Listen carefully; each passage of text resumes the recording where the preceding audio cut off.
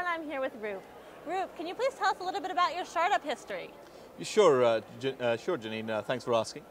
Well, my startup background goes back to the 1999-2000 dot-com boom bust sort of phase, where I was working in an education startup, and it was called Professor G at the time.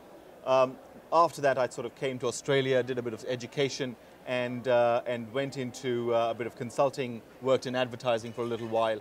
And then about 3 years back, I started this company called Edgevertise, which is an online advertising company where essentially what we've done is we've identified that there is extra white space available on modern wider screens these days. And because existing advertising as it exists is not particularly interactive, or it does not afford a lot of opportunities for advertisers, because all you can do really is, well, click on it and off you go, and people don't like doing that. We thought, well, you could do a lot more with the ad. Okay. So our ads are little mini websites that you can serve on mobile phones as well as place them in that extra space.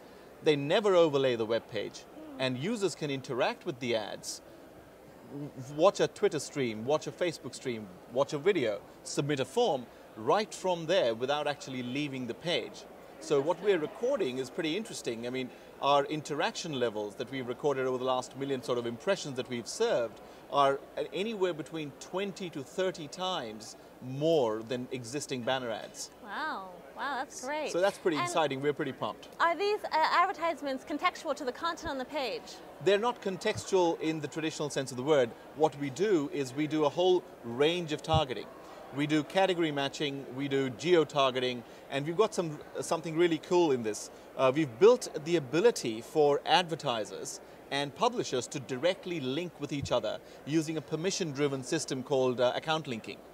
And what that allows advertisers to do is, say, well, I'd like to advertise on your website. I send you a request, a bit like LinkedIn in that sense. I send you a request, and you can approve the request, and I can direct place my ads on a specific section of your web page just through that permission system. Wow. So we are planning to do context in a slightly different way. I think it'll be pretty cool once we release that a little bit later in the year. Okay, fantastic. And now you've been running your own company. What does it take to run a company? What advice would you give the entrepreneurs out there? Well, I think the two things that I would tell entrepreneurs is you got to be persistent. You got to hold on to what you think is right. But most importantly, you got to have courage, lots of it, because people talk about. I've been to a few conferences now, and people talk about what's your burn rate, how much money have you raised in this round, and so on. And we've been 1 month away from being bust for the last 36 months. Well, I think the key bit for young entrepreneurs is to be persistent. Hold on to your goal. Hold on to what you want to do, because you're really setting yourself up for ridicule when you're trying to start a business, and everyone's going to be telling you this is not right or something else is not right. And while you've got to listen, the key thing is to hold on to your conviction and follow through with that. The other thing I think that entrepreneurs need is a lot of courage, because I talk to entrepreneurs. I've been to conferences and trade shows where people talk about runways, people talk about burn rate, how much money have you raised in this round. And the reality is that Edgevertise, I mean, we started with $20,000. We started with no understanding of how long we'd be able to keep going, but we started anyway. We chucked our jobs. A few of us chucked our jobs. We started anyway because we felt the burning passion to get going. And we backed ourselves to raise money. We raised about $650,000 in the last 3 years. And I think that's key. Because if you've got the conviction, if you've got the courage, if you've got the persistence, you will find a way. We completed 3 years as a company, and we've launched the product in January. Well, congratulations. That's great. Thank you. So now with success also comes failure. What's the biggest failure you've had, and how did you overcome that? Well, I think the biggest failure that I've had in my life, and it took me a while to exorcise that demon, was I never finished my engineering. I went all the way through to final year in my Bachelor of Engineering back in India, and I hated the college, but that's besides the point. I got involved in a startup, and I thought, well, I'll do this and I'll do that as well.